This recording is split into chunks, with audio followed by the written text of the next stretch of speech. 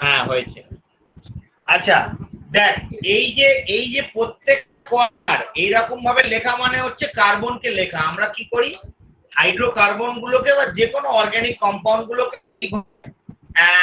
Arrow হেডের মাধ্যমে বা line সেগমেন্টের মাধ্যমে লিখি। একে কি বলে, লাইন সেগমেন্ট, অর্থাৎ রেখাচিত্রের মাধ্যমে লিখি। সেই লেখাচিত্রের মাধ্যমে লিখলে কি হয়, রেখাচিত্রের মাধ্যমে লিখলে প্রত্যেকটা কর্নার একটা করে কার্বন, শেষেও কার্বন, আর বাকিগুলো হাইড্রোজেন ধরে নিতে হবে। হাইড্রোজেন গুলো কেউ লেখে না, অর্থাৎ হাইড্রোজেন গুলো তোমাকে ধরে নিতে হবে। তাহলে এখানেও তাই রেখাচিত্রের মাধ্যমে লেখা হয়েছে। তাহলে এই কম্পাউন্ডের আগের কম্পাউন্ডের নাম কি হবে? তো কিছু নেই, কোনো জৈব কোনো মানে কার্যকরী মূলক নেই। কিন্তু কোনো কার্যকরী মূলক নেই মানে অ্যালকেন, তাহলে সেটা নিজেই একটা কার্যকরী মূলক। কোনো কার্যকরী মূলক নেই মানে এই 1 2 3 4 তাহলে বিউটেন, তাহলে এটা বিউটেন হয়ে গেল। এবার এটা যদি আমরা 1 2 3 4 5 এইভাবে আমরা এটা দিই, তাহলে আমরা কি বলছি, এটা পেন্ট হয়ে গেল। দেখো 2 আর 3 এর মধ্যে ইন আছে, 2 আর 3 এর মধ্যে ইন আছে, আর এটা আনাল আছে, আর এটা শাখা প্রশাখা বেরিয়ে গেছে। কোনটা কোনটা শাখা প্রশাখা বেরিয়ে গেছে? এইটা শাখা প্রশাখা বেরিয়ে গেছে, এইটা শাখা প্রশাখা বেরিয়ে গেছে। একটা করে শাখা প্রশাখা মানে কি, এখানে কার্বন আছে, তাহলে এখানে কার্বন আছে, দ্যাট মিন্স এগুলো মিথাইল। তাহলে দুটো মিথাইল বেরিয়ে গেছে, তাহলে 3 4 ডাইমিথাইল পেন্ট। আমরা কি বলি, 2 ইনটা সাধারণত আমরা বাইরে দিই না, অনেক বারবার বলেছি। অন্য ফাংশনাল গ্রুপ হলে পেন্টের আগে লিখে দিতাম, কিন্তু যেহেতু ইন তাই পেন্ট 2 in 1 আনাল, সেটা ওরকম ভাবে না লিখে কি লেখে, পেন্ট 2 পেন্টিনাল, 2 পেন্টিনাল, ওই জন্য 2টা আগে দিতে হয়। তাহলে 2 ফর ডাইমিথাইল, 2 তে ইন আছে, 2 ইন না বলে একেবারে ইন আর আনাল একসঙ্গে জুড়ে 2 পেন্টিনাল। কি রে, তাই তো? আগের দিন এটাই আলোচনা হয়েছিল তো, 3 4 ডাইমিথাইল 2 পেন্টিনাল। রেসপন্স কর মাঝে মাঝে। হ্যাঁ স্যার। বেশ, তাহলে এটা 3 4 ডাইমিথাইল 2 পেন্টিনাল। আমি আর একটা দেবো, লিখে ফেল, ঝটপট লিখে ফেল, সঙ্গে সঙ্গে লিখবি। আচ্ছা এইবার আমি দেখাই, ধরো আর একটা, এইটা ধরো, এইটা ধরো ও এইচ আছে, আর এখানে ধরো সি ডবল এইচ আছে। তাহলে এর নাম কি হবে? বুঝতেই পারছো, সি ডবল এইচটা 1 হবে, এটা 2 হবে, এটা 3 হবে, এটা 4 হবে, এটা 5 হবে। তাহলে এটা 5খানা কার্বন আছে। এই ওএইচটা তাহলে কি হলো? ওএইচটা তাহলে মূল ফাংশনাল গ্রুপ নয়, আর ওএইচ যখন মূল ফাংশনাল গ্রুপ নয় তখন তাকে কিভাবে লেখে? 3 হাইড্রক্সি। তখন ওএইচটা মতো কাজ করে, তাহলে এটার নাম হবে 3 হাইড্রক্সি আর পেন্টানোইক অ্যাসিড। 3 হাইড্রক্সি। যদি ওএইচ না থাকতো, যদি ওএইচ বাদ দিতাম, না থাকতো, তাহলে নাম হতো, তখন নাম হতো একেবারে নিশ্চিত ভাবে কি নাম হতো? Pentanoic acid. কিন্তু এখন এটা আছে, তাহলে 3 hydroxy, 3 hydroxy pentanoic acid, 3 hydroxy pentanoic acid. Suppose ধরো এইটা আছে, ধরো এইটা আছে, এইটার নাম কি দিবি? এটার নাম কি দিবি বলতো? এটার নাম একজন বলতো কি হবে? এটার নাম কি হবে বল? এটার নাম কি হবে বল? মানে মাঝখানে কার্বন, সব কার্বন, তাহলে কি হবে? লংগেস্ট কার্বন চেন হবে এইটা, 1 2 3। তাহলে 2 মিথাইল, উপরে একটা সুর উঠে গেছে মানে কি? 2 মিথাইল প্রোপেন, 2 মিথাইল, আর বাকিটা কি হবে? এই তো গল্প, 2 মিথাইল প্রোপেন। আগেরটা মুছে দিচ্ছি। তাহলে এইভাবে তুই বাকি নামগুলো আগের দিন যেগুলো হয়েছে দেখবি, আমি সমস্তটা বুঝে যাবি। ধর এইটা যদি হয় তাহলে কি হবে? ধর এইটা আছে, একটা ওই যেখানে ঝুলিয়ে দিয়েছি, মানে আগেরটার সঙ্গে কি পার্থক্য? সব বেরিয়ে যাচ্ছে কেন রে? নেট পেট নেই, এইভাবে পড়া হয় জৈব রসায়ন? ধর সব রিভিশন দিতে হবে। তাহলে 1 2 3, এটা তো তাহলে 2 মিথাইল 2 হাইড্রক্সি, না 2 হাইড্রক্সি বলা যাবে না, এটা কিন্তু আনঅ্যাল, যেহেতু একটাই ফাংশনাল গ্রুপ আর কোনো ফাংশনাল গ্রুপ নেই। অ্যালকেনটা তো ফাংশনাল গ্রুপ মানে মূল নয়, ওইচ হচ্ছে এখানে মূল ফাংশনাল গ্রুপ, তাহলে এটা কি হবে? আনল, আনল। তাহলে কি হবে? 2 মিথাইল, কিন্তু আনলটা কোনোভাবে একে ফেলা যাবে না, তাহলে 2 মিথাইল হ্যাঁ 2 মিথাইল, আমি যদি এপার থেকে দিয়ে 1 2 3 সেই একই ব্যাপার হবে। 2 methyl propanol. Propanol 2 methyl propanol 2 বা 2 প্রোপানল। আবার একে এইভাবে বলে প্রোপান টু অল, ভেঙে দেয় প্রোপান টু অল। 2 মিথাইল প্রোপানল 2 বা 2 মিথাইল 2 প্রোপানল বা 2 মিথাইল প্রোপান টু অল, যে কোনো একটা লেখা যায়। তাহলে 2 মিথাইল এতগুলো লেখা যায়, সবগুলো সঠিক। তাহলে 2 methyl 2 propanol right, 2 methyl প্রোপান to all right, 2 methyl propanol 2 right, সবগুলো রাইট। বোঝা গেল? এই হচ্ছে ব্যাপার। তা আমি মোটামুটি নামগুলো নিয়ে আলোচনা আছে। আর দুটো জিনিস করে দিয়ে করলে বুঝে মুছবো।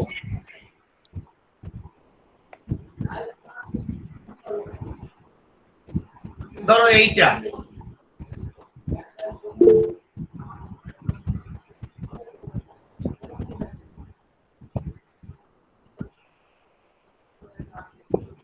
না এটা ধরো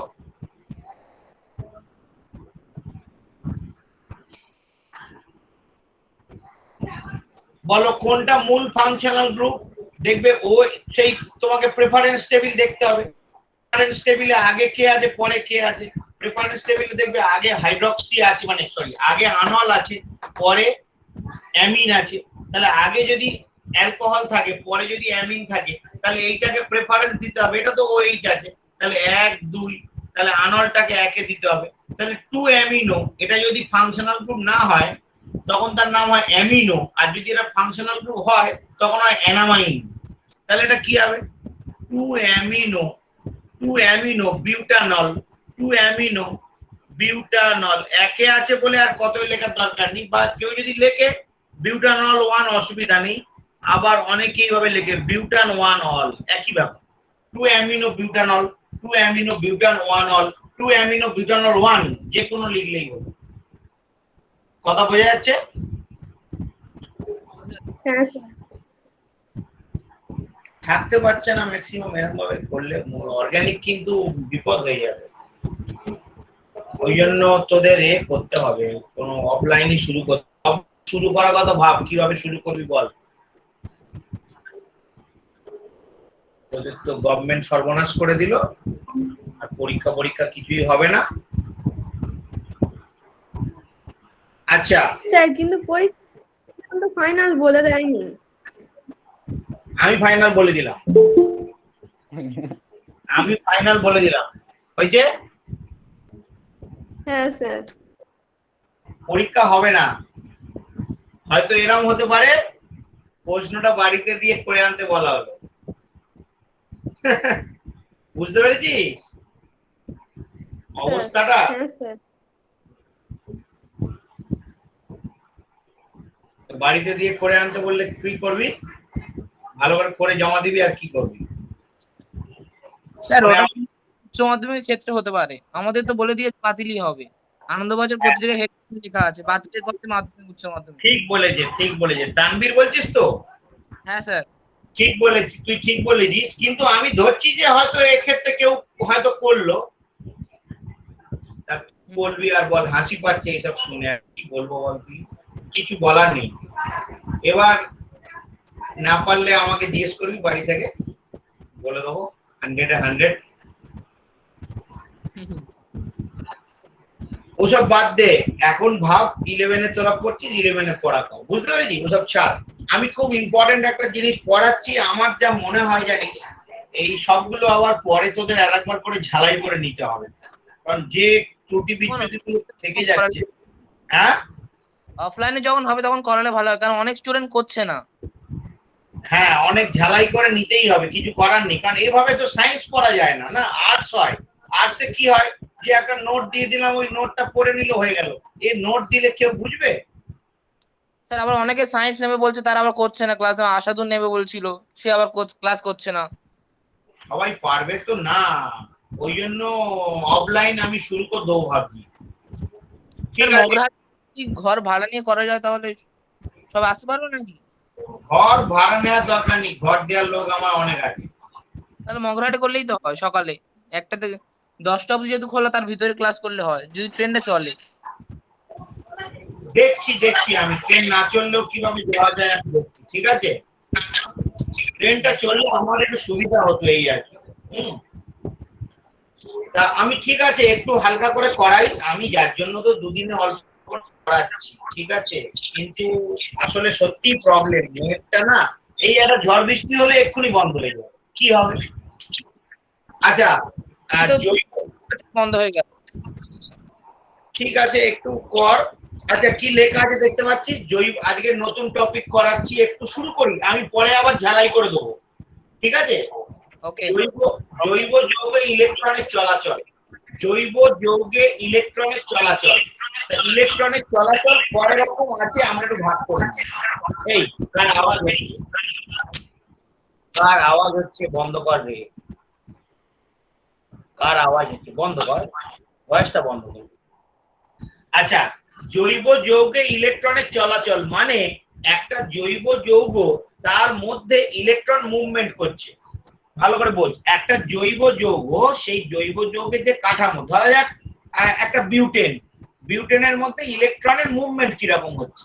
ধরা যাক একটা অ্যালকোহল, মিথানল, ইথানল, তার মধ্যে ইলেকট্রনের মুভমেন্ট কেমন হচ্ছে। এখন তোরা হয়তো বলবি ইলেকট্রন কোথা থেকে আসছে, যৌগের মধ্যে তো ইলেকট্রন থাকবেই। জৈব যৌগ, জৈব যৌগ মানে সমযোজী বন্ধন, সমযোজী বন্ধন মানে প্রত্যেকটা সমযোজী বন্ধনে দুটো করে ইলেকট্রন থাকবে, তাহলে সেই সমযোজী বন্ধনের ইলেকট্রন মুভমেন্টের কথা বলা হচ্ছে। এটা কোনো বাইরের ইলেকট্রন নয়, এখানে ইলেকট্রন বলতে বোঝাচ্ছে সমযোজী বন্ধনের ইলেকট্রন, সেই ইলেকট্রন কিভাবে মুভমেন্ট করছে। তাহলে অনেকে হয়তো ভাবছে যে এটা আমরা পড়ছি কেন, এটা পড়তেই হবে, কারণ জৈব বিক্রিয়া নির্ভর করে এই ইলেকট্রন মুভমেন্টের উপর, অর্থাৎ একটা জৈব যৌগের ইলেকট্রন মুভমেন্ট কেমন হবে তার উপর নির্ভর করে তার জৈব বিক্রিয়া। ওকে, তাহলে আমরা সেই ইলেকট্রন মুভমেন্টের দিকে আমরা যাচ্ছি। দেখো ইলেকট্রন মুভ, এখানে ইলেকট্রন বলতে সমযোজী বন্ধনের ইলেকট্রন, মানে সমযোজ্যতার ইলেকট্রন, সোজা কথায় সমযোজ্যতার ইলেকট্রন বোঝাচ্ছে। তাহলে এই ইলেকট্রন মুভমেন্ট মূলত 4 প্রকারের হয়। প্রথম প্রকারটাকে আমরা বলছি ইন্ডাকটিভ এফেক্ট। এগুলো সব ইংরেজি নাম, বাংলাতে বলা হয়, এগুলোর কোনো বাংলা করবি না খবরদার। ইন্ডাকটিভ এফেক্ট, এগুলোর বাংলা দরকার হয় না। ইন্ডাকটিভ এফেক্ট সবকিছু বাংলা হয় না তো, আসলে এই টার্মিনোলজি গুলো গ্রিক টার্মিনোলজি থেকে এসছে, গ্রিক বা ল্যাটিন, আবার এগুলোকে বাংলা করলে অদ্ভুত অদ্ভুত শোনাবে, ওগুলো কোনো মানে নেই। এই ইন্ডাকটিভ এফেক্ট, তারপরে কি, তারপরে হচ্ছে হাইপার কনজুগেশন। হাইপার, এগুলোকে বাংলায় লিখলে ওরকম হয়াকার হর্ষই পয়াকার রয়ের মধ্যে লিখবি, hyper conjugation, hyper conjugation, hyper conjugation. আর একটা হচ্ছে তাহলে ইন্ডাকটিভ এফেক্ট, হাইপার কনজুগেশন, আর একটা হচ্ছে লাস্ট যেটা, সেটা হচ্ছে মেসোমেরিক এফেক্ট। স্যার এর নির্দিষ্ট কোনো বাংলা মানে হয় না? না না, বাংলা হয় না, বাংলা এগুলো হয় না, বাংলা ইচ্ছা করে করা হয় না। বাংলা মানে করাই যায়, কিন্তু বাংলা করা হয় না, কোনো দরকার নেই, বেকার জিনিস নিয়ে আলোচনা করে কোনো লাভ নেই। মেসোমেরিক এফেক্ট অর রেজোনেন্স, তাহলে বাংলাতে আমাকে লিখতে হবে রয়কার resonance, mesomeric effect, mesomeric effect or resonance. আর একটা আছে সেটা কোনো কাজের নয়, ইলেকট্রোমেরিক এফেক্ট। 4টেই বলে দিলাম তোদের, এটা কোনো কাজের নয়। কাজের নয় কেন সেটা পরে আসবে। ইলেকট্রোমেরিক এফেক্ট আমি দেখিয়ে দিচ্ছি, দাঁড়াও। ইলেকট্রোমেরিক এফেক্ট, ইলেকট্রোমেরিক এফেক্ট,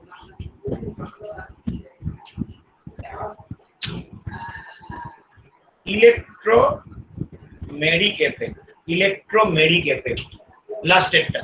তার আগেরটা হচ্ছে মেসোমেরিক এফেক্ট, আর এইটা ভেরি ইম্পর্টেন্ট, রেজোনেন্স। এই নামটা বেশি চলে, রেজোনেন্স। এটা হচ্ছে হাইপার কনজুগেশন। এই হাইপার কনজুগেশনকে আবার বলা হয় নো বন্ড রেজোনেন্স। হাইপার কনজুগেশনকে আমরা আবার বলছি no bond resonance, no bond resonance. আর এটা হচ্ছে ইন্ডাকটিভ এফেক্ট। তা এই ইন্ডাকটিভ এফেক্টকে আমরা আবার দুভাগে ভাগ করি, সেটা হচ্ছে প্লাস আই এফেক্ট আর minus I effect. Plus I effect, effect কতটা লেখ, মানে প্লাস আই প্রভাব আর মাইনাস আই প্রভাব। এফেক্ট মানে প্রভাব এখানে।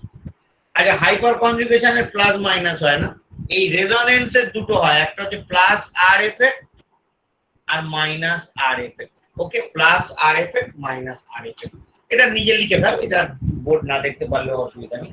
তাহলে in plus I minus I effect, তাহলে রেজোনেন্সের বেলায় কি হবে, প্লাস আর মাইনাস আর এফেক্ট, প্লাস আর এবং মাইনাস আর এফেক্ট, প্লাস আর আর মাইনাস আর এফেক্ট, এই আর কি। তাহলে আমরা এক এক করে পড়বো, এটা তো থিওরি হলো, এক এক করে এবার পড়বো। প্রথম কোনটা পড়বো, নিশ্চয়ই পড়বো প্রথম ইন্ডাকটিভ এফেক্ট। প্রথমে পড়বো আমরা ইন্ডাকটিভ এফেক্ট, বললে মুছবো। হ্যাঁ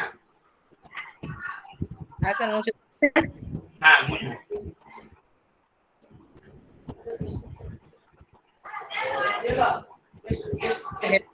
ইন্ডাকটিভ এফেক্ট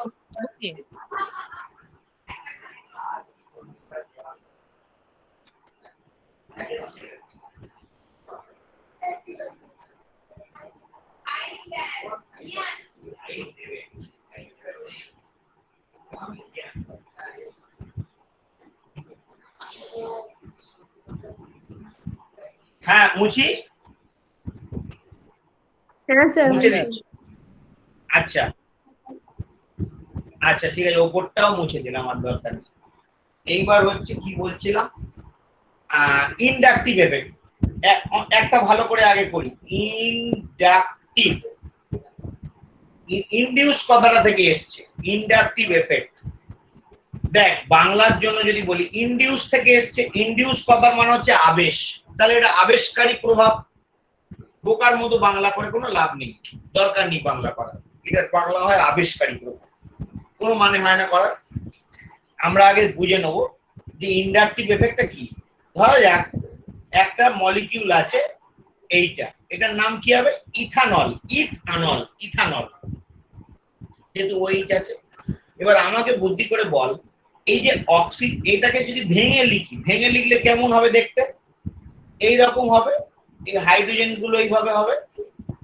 যদি ভেঙে লিখি হাইড্রোজেন গুলোকে আমরা এইভাবে যীশু খ্রিস্টের মতো হাত পা ছড়িয়ে লিখতে পারি কি? এটা তো অ্যাকচুয়ালি গঠন সংকেত, এটা আসলে গঠন সংকেত, আমরা সুবিধার জন্য CH3 একসঙ্গে লিখছি, আসলে তো এইটা। এবার ভালো করে বোঝো, এই অক্সিজেন আর কার্বনের মধ্যে কার ইলেকট্রোনেগেটিভিটি বেশি, উত্তর দিতে হবে। এই অক্সিজেন আর এই কার্বনের মধ্যে কার ইলেকট্রোনেগেটিভিটি বেশি, বল রে, ইলেকট্রোনেগেটিভিটি কার বেশি, বল কি বলে, আপ বলে থেমে যায়। হ্যাঁ অক্সিজেনের, এটা আবার হ্যাঁ অক্সিজেন, কারণ আমরা জানি পর্যায় সারণীর দ্বিতীয় পর্যায়ে কি আছে, লিথিয়াম বেরিলিয়ামের পর বোরন, কার্বন, নাইট্রোজেন, অক্সিজেন। তাহলে যত বাম থেকে ডান দিকে যায় তত ইলেকট্রোনেগেটিভিটি বাড়ে, মানে অপরাধ তড়িৎধর্মিতা বাড়ে। অপরাধ তড়িৎধর্মিতা কি তোদের কিন্তু আমি পড়িয়েছিলাম, স্পষ্ট মনে আছে। অপরাধ তড়িৎধর্মিতা কি, সেটা হচ্ছে বন্ধনীর ইলেকট্রন জোড়কে নিজের দিকে আকর্ষণ করা, তাই না? বন্ধনীর ইলেকট্রন জোড়কে নিজের দিকে আকর্ষণ করা। তাহলে এই তো বন্ধনীর ইলেকট্রন জোড়, তাহলে এই বন্ধনীর ইলেকট্রন জোড়কে অক্সিজেন কি করবে, নিজের দিকে আকর্ষণ করবে।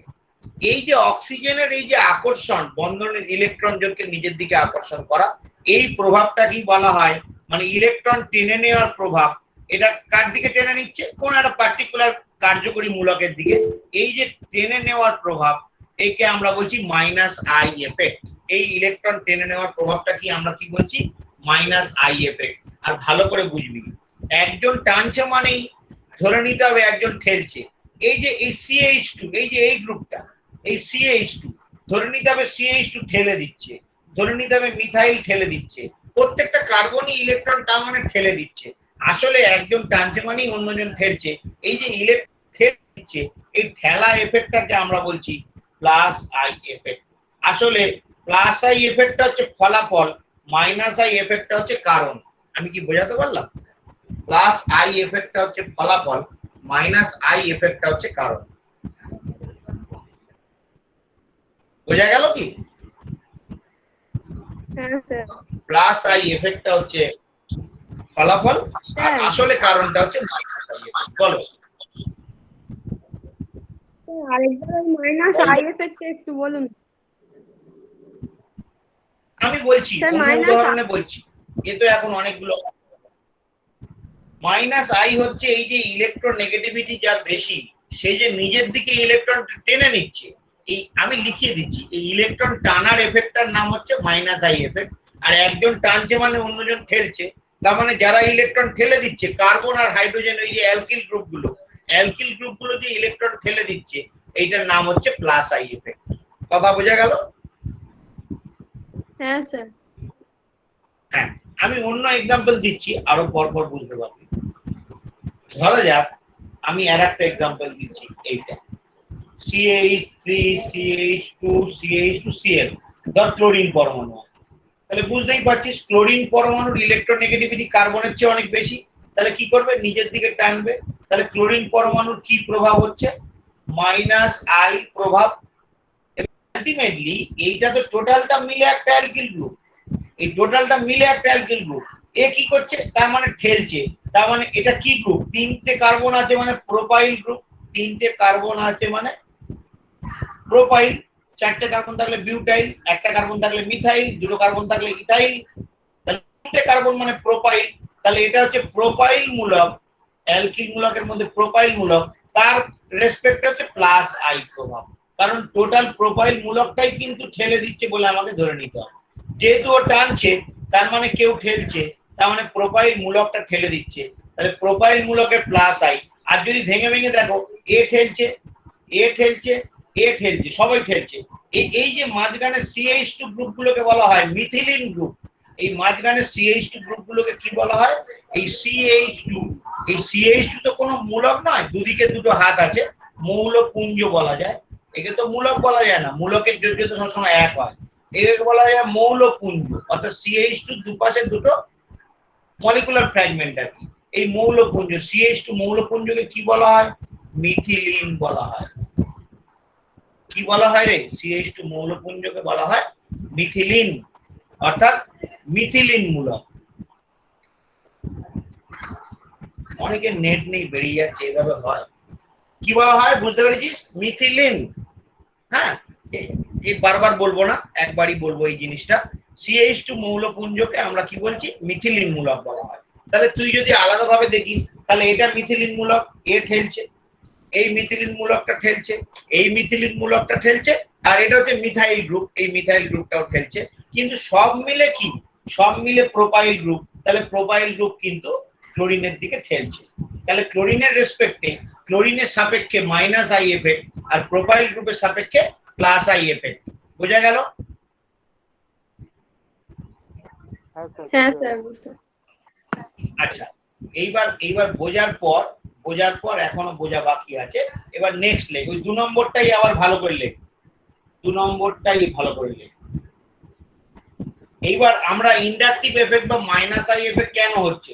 অপরাধ তড়িৎধর্মিতার জন্য, ইলেকট্রোনেগেটিভিটির জন্য এই যে মাইনাস আই টানছে, এই টানের ফলে কি হচ্ছে? ক্লোরিনটা ডেল্টা নেগেটিভ হচ্ছে নিশ্চিতভাবে, কারণ আংশিক ঋণাত্মক হয়ে পড়ছে, নিজের দিকে ইলেকট্রনটা বেশি চলে যাচ্ছে বলে। তাহলে এই কার্বনটা কি হচ্ছে? Delta positive. এই আচ্ছা, এটাকে ডেল্টা পজিটিভ 1 বলি, কারণ যেহেতু প্রথম কার্বনটা এটা। এটাকে ডেল্টা পজিটিভ 2 বলি, এটাকে সবগুলি ডেল্টা পজিটিভ হবে। কেন বলতো? কারণ এই টানটা এর ঘাড়ে গিয়ে পড়ছে।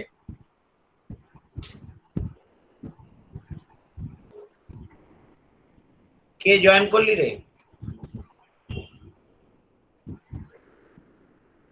যাকে, তাহলে এই টানটা কার ঘাড়ে গিয়ে পড়ছে? এই কার্বনের ঘাড়ে। আবার এই টানটা এর ঘাড়ে গিয়ে পড়ছে, এই কার্বনটা, এই টানটা এর ঘাড়ে গিয়ে পড়ছে। তাহলে সবাই কিন্তু ডেল্টা পজিটিভ হচ্ছে। বুদ্ধি করে বলতো যে delta positive 1, delta positive 2, delta positive 3, এটা ক্রমশ বাড়বে না কমবে? মানে ডেল্টা পজিটিভ 1টা বেশি হবে না ডেল্টা পজিটিভ 3টা বেশি হবে মানের দিক থেকে? 3টা বেশি হবে স্যার। 3টা কি করে বেশি হবে বল? যুক্তি কি তোর? যুক্তি বল। ডেল্টা পজিটিভের মানটা কেন বেশি হচ্ছে? ভালো করে বুঝবি। বল। বাড়তেই তো পারে সংখ্যাগুলো। কেন এইটা সবথেকে বেশি হবে কেন, আর ডেল্টা পজিটিভ 1টা সবথেকে কম হবে কেন? বলো স্যার ডেল্টা Minus পজিটিভ, বলো স্যার ডেল্টা পজিটিভ ওয়ানটা সব থেকে বেশি হবে স্যার, কারণ হচ্ছে আমার তো তাই কারণটা কি বল? ডেল্টা নেগেটিভটা তো ওটা তো নেগেটিভ হয়ে যাচ্ছে, পজিটিভটা সব থেকে প্রথমে ওয়ানটাই আছে, তাই ওদিক থেকে ডেল্টা পজিটিভ 3 থেকে 1 এ সব থেকে বেশি হবে। একদম সঠিক বলেছিস। এই যে টানটা নির্ভর করে দূরত্বের উপর, এটা খুব স্বাভাবিক ব্যাপার। অর্থাৎ ইলেকট্রোনেগেটিভিটি বা যার আমরা অপর নাম বলছি মাইনাস আই এফেক্ট, ক্লোরিনের রেসপেক্টে এই ইলেকট্রোনেগেটিভিটিকে আমরা কি বলছি? আমরা বলছি মাইনাস আই প্রভাব, মাইনাস আই এফেক্ট। এই মাইনাস আই এফেক্ট দূরত্বের সঙ্গে ব্যস্তানুপাতিক, অর্থাৎ দূরত্ব যত বাড়ে মাইনাস আই এফেক্ট তত কমে। তাহলে ন্যাচারালি এ কাছে আছে বলে এর ডেল্টা পজিটিভটা অনেক বেশি হবে, এ দূরে যাচ্ছে বলে কমবে, এ দূরে যাচ্ছে বলে আরো কমবে। তাহলে মনে রাখতে হবে ডেল্টা পজিটিভ 1 এটা গ্রেটার দেন ডেল্টা পজিটিভ 2 এবং গ্রেটার দেন ডেল্টা পজিটিভ 3 এটা হবে। লিখে ফেল। এবং এখানে এটাও লিখে ফেল যে মাইনাস আই বা প্লাস আই অবলিক দিয়ে মাইনাস আই বা প্লাস আই প্রভাব দূরত্বের সঙ্গে কমতে থাকে, দূরত্বের সঙ্গে ব্যস্তানুপাত না লিখে কমতে থাকে, দূরত্বের সঙ্গে সোজা কথা লিখে দে কমতে থাকে। স্বাভাবিকভাবেই দূরত্ব বাড়লে তোর ইলেকট্রন ডেনসিটি, ইলেকট্রনের ঘনত্ব কমে যাবে।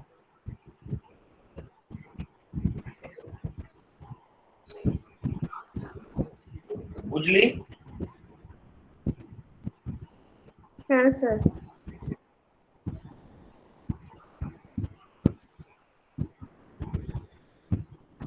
বেশ, তাহলে সংজ্ঞাটা কিভাবে লেখা যায়? মুছবো আমি, মুছি? হ্যাঁ স্যার বুঝুন।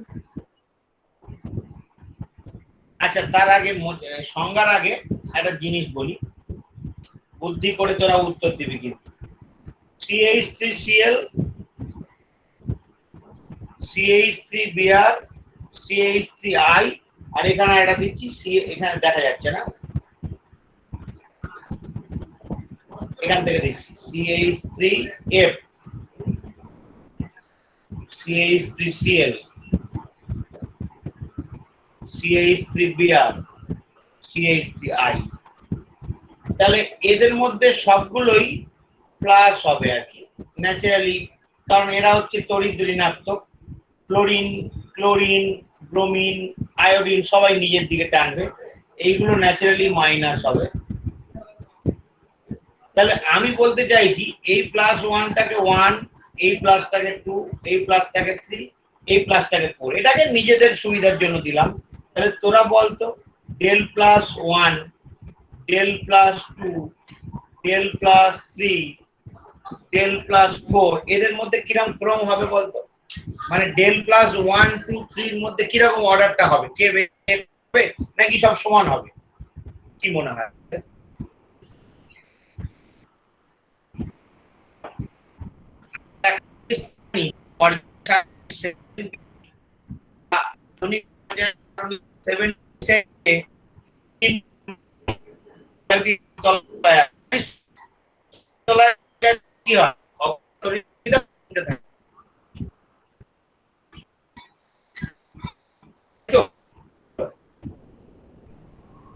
হ্যালো,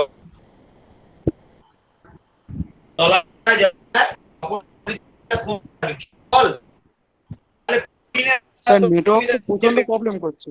হ্যালো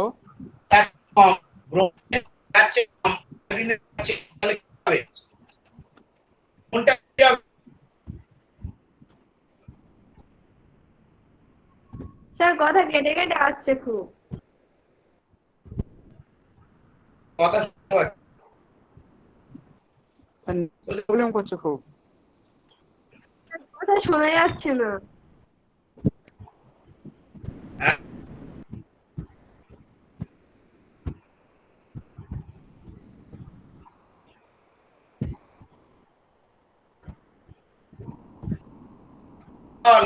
বেশি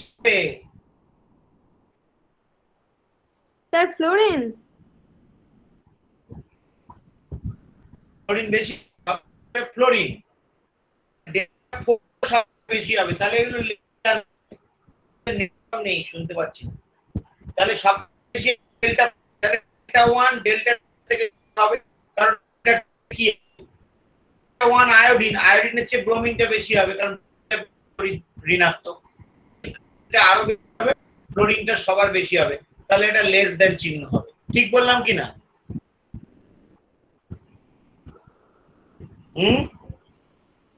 হ্যাঁ তাহলে একবার দুটো বলবেন? ঠিক আছে স্যার, নেটের জন্য কিছু শোনা যাচ্ছে মাঝে মাঝে, ছবিটা আউট হয়ে যাচ্ছে। পাবি না রে, নেট কম থাকলে শুনতে পাবি না। শোন, এটা হচ্ছে ফ্লোরিন, ক্লোরিন, ব্রোমিন, আয়োডিন। এই যে চারটে যৌগ দিয়েছি, CH3F, CH3Cl, CH3Br, CH3I। আমি বলছি এই চারটে তো ডেল্টা পজিটিভ হবে, এর মধ্যে কে বেশি কে কম হবে? তা তুই নিজে বল, ফ্লোরিন থেকে নিচের দিকে নামলে অপরাধ প্রতিধর্মিতা কমছে, তাহলে ফ্লোরিনের চেয়ে ক্লোরিনের কম, তাই ক্লোরিন কম টানছে বলে ডেল্টা পজিটিভটা কম, ক্লোরিন বেশি টানছে বলে ডেল্টা পজিটিভটা বেশি। ব্রোমিন আরো কম, আয়োডিন আরো কম, তাহলে সবচেয়ে বেশি ডেল্টা পজিটিভ কে হলো? ডেল্টা পজিটিভ 4, তারপর 3, তারপর 2, তারপর 1। বুঝতে পারলি? হ্যাঁ স্যার। খুব সোজা। আর আগের বার শেখালাম কি, একই যৌগের মধ্যে যত দূরত্ব বাড়ে তত ডেল্টা পজিটিভের মানটা কমে, মানে ইন্ডাকটিভ এফেক্টের মানটা কমে। এটা -i এর বেলাতেও সত্যি, +i এর বেলাতেও সত্যি। এই হচ্ছে ব্যাপার। তাহলে তাহলে একটু বুঝে রাখ, -i কারা করে? -i প্রভাব সৃষ্টিকারী পরমাণু বা মূলক কারা? এটা -i +i। হ্যাঁ, তা -i প্রভাব সৃষ্টিকারী পরমাণু বা মূলক লেখ। যে কোনো তড়িৎ ঋণাত্মক পরমাণু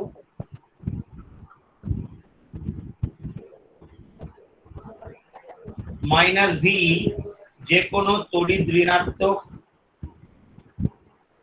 পরমাণু বা মূলক, যে কোনো তড়িৎ ঋণাত্মক পরমাণু বা মূলক, যেমন nitrogen, oxygen, fluorine, chlorine, bromine. হ্যাঁ, আর মূলকের মধ্যে কি আছে? SO4-। সাধারণত জৈব মূলকে তো এগুলো থাকে না, ওই জন্য এটা দেবো না।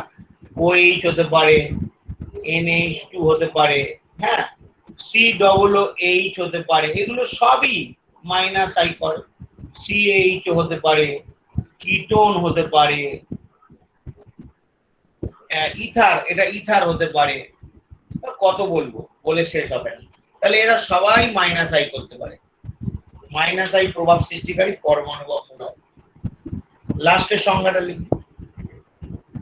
আর যদি -i থাকে, পরদিন থেকে তোদের দেখছি যে কিভাবে, মানে এখন এইভাবে পড়লে তোদের ক্ষতি হয়ে যাবে। আর বারবার আমি এই একই জিনিস পড়াতে আমার কিন্তু ভালো লাগবে না, সত্যি কথা। ভালো লাগবে কি, তোরাই বল?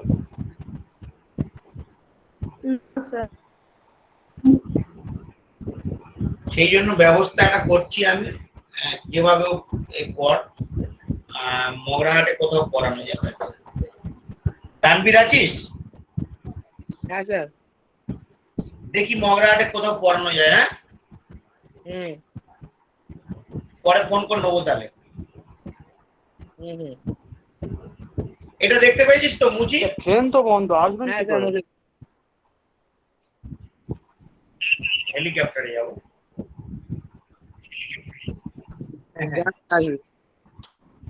কিসে যাওয়া যায়? আচ্ছা শোন, বলছি এই মৌলগুলো, এই মূলকগুলো, ওই মানে যার মধ্যে অক্সিজেন আছে তারাই কিন্তু -i তৈরি করতে পারে। যার মধ্যে অক্সিজেন আছে তারাই -i তৈরি করতে পারে। Ketone, aldehyde, carboxylic acid, ether, আরো আছে এস্টার, অ্যামাইড। দেখবি ওই কার্যকরী মূলকের মধ্যে যাদের মধ্যে অক্সিজেন আছে তারাই -i তৈরি করতে পারে। তাহলে এটা মুছে দিই। এবার +i লেখ, +i কি লেখ? +i লেখ যে কোনো অ্যালকিল গ্রুপ। +i মানেই আসলে -iটার জন্যই তো হচ্ছে। -iটা কারণ, +iটা ফলাফল। তাহলে +iটা কারা ঠেলছে? যে কোনো অ্যালকিল যে কোনো অ্যালকিল মূলকের ফর্মুলা কি? CnH2n+1 CH +1, সে মিথাইল হতে পারে, C2H5, এই ফর্মুলায় বসিয়ে দে, C2H5 হতে পারে, C3H7 হতে পারে, ইথাইল হতে পারে ইত্যাদি। তাহলে যে কোনো প্লাস আই কারা হতে পারে? যে কোনো অ্যালকিল গ্রুপ এরাই প্লাস আইটা শো করে। আসলে মাইনাস আইটার জন্যই তো প্লাস আই হয়, এটসেট্রা বলে লিখে। যেমন মিথাইল, ইথাইল, প্রোপাইল, এই দু একটা উদাহরণ দিয়ে তো লাভ নেই। যে কোনো অ্যালকিল মূলক যার সাধারণ ফর্মুলা হচ্ছে CnH2n+1, n ইকুয়াল টু কি 1 2 3 ডট ডট ডট।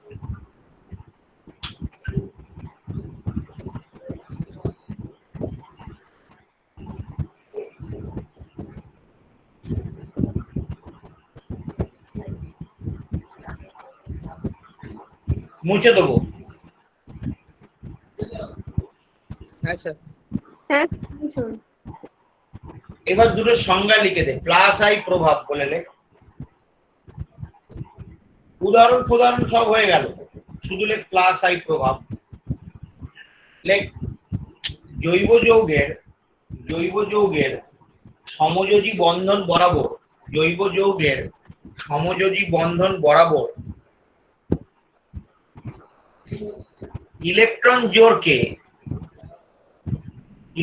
জোরকে দূরে ঠেলে দেওয়ার ধর্মকে পুশিং এফেক্ট, পুশ করে দিচ্ছে, ঠেলে দিচ্ছে।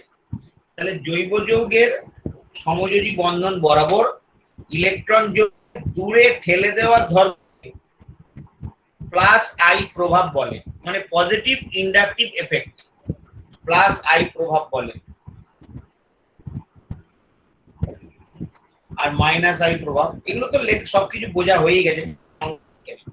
তাহলে জৈব যৌগের সমযোজী বন্ধন বরাবর ইলেকট্রন জোরকে দূরে ঠেলে দেওয়ার ধর্মকে প্লাস আই প্রভাব বলে। হয়েছে? হ্যাঁ স্যার হয়েছে। দূরে ঠেলে দেওয়ার ধর্মকে প্লাস আই প্রভাব বলে। হয়ে গেল। এবার মাইনাস আই প্রভাব লেখ, ওই একই লেখ, শুধু কাছে টেনে নেওয়ার ধর্মকে। জৈব যৌগের সমযোজী বন্ধন বরাবর ইলেকট্রন জোরকে নিজের দিকে টেনে নেওয়ার ধর্মকে মাইনাস আই প্রভাব বলে। স্যার একই, শুধু এটা দূরে ঠেলে দেবে, এটা কাছে নেবে। হ্যাঁ, এটা নিজের দিকে টান, ওটা দূরে ঠেলা, এটা কাছে টানা। তোরা হয়তো ভাবছিস যে এইটা পড়ে আমার কি লাভ, বুঝতে পারবি এটা যে কত ইম্পর্টেন্ট বুঝতে পারবি। ঠিক একটু নিজেই আন্দাজ করা উচিত। এই যে প্লাস হয়ে যাচ্ছে, একটা প্লাস হয়ে যাচ্ছে মানে নেগেটিভ মৌলগুলো ওখানে অ্যাটাক করবে, আর যেখানে মাইনাস হয়ে যাচ্ছে সেখানে পজিটিভ মৌলগুলো অ্যাটাক করবে। তাহলে কারা কোন জৈব বিক্রিয়া করবে, এই ইন্ডাকটিভ এফেক্টের মাধ্যমে তুই বুঝতে পারবি যে কাদের সঙ্গে কাদের বিক্রিয়া হবে। ভালো করে বোঝ, যে কার্বনটা প্লাস হয়ে যাচ্ছে সেখানে কি মাইনাস ঢুকতে পারবে, এই সেখানে কি প্লাস যেতে পারবে, সেখানে মাইনাসরাই অ্যাটাক করবে। আর যারা মাইনাস হয়ে যাচ্ছে, যে মৌলগুলো বা যে মূলকগুলো, সেখানে কি মাইনাস যেতে পারবে, মাইনাস হয়ে গেলে সেখানে প্লাস গুলো অ্যাটাক করবে। আমার কথাটা বুঝতে পারছিস? ফলে কোন কার্বনে কোন মৌল বা মূলক জুড়বে বা বিক্রিয়া করবে সেটা ঠিক করে দেয় কে? প্লাস আই বা মাইনাস আই প্রভাব। বুঝতে পারলি না? হ্যাঁ স্যার। এবং এর অনেক এফেক্ট আছে।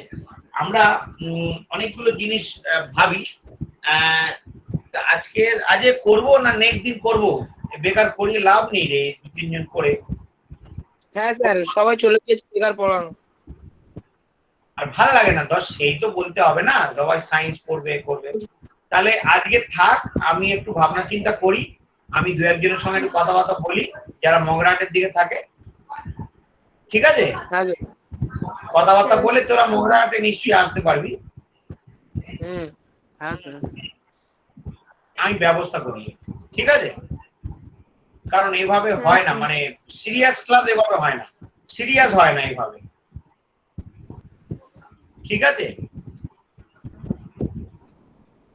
আজকে থাক, আমি আলোচনা করছি। ওকে? ওকে। হ্যাঁ, আমি খুব শীঘ্রই ব্যবস্থা করছি।